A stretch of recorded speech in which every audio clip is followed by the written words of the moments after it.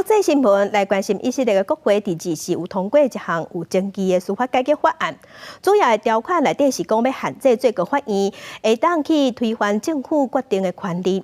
不过这是引起反对党的不满。以色列总理纳坦雅胡是希望讲伫11月底进前会当甲反对派达成协议。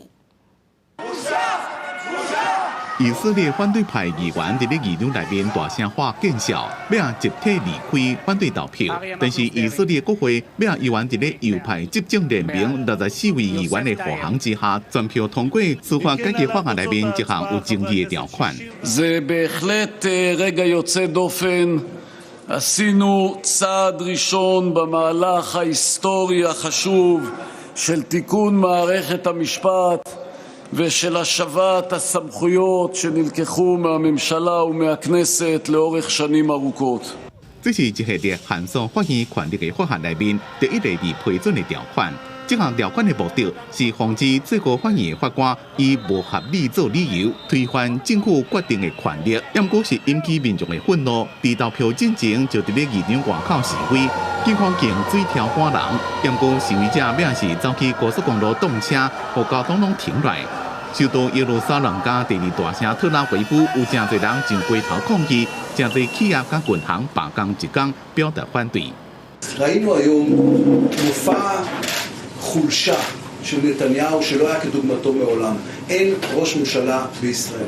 以色列亲密的盟友美国总统拜登是警告讲，在咧无达成广泛共识的情形下，就实施变革，会造成民主制度受到侵袭，有可能破坏两个国家的关系。以色列总理纳坦雅胡希望11月底进前，甲反对党达成协议。 כולנו צריכים להסכים על עוד דבר אחד.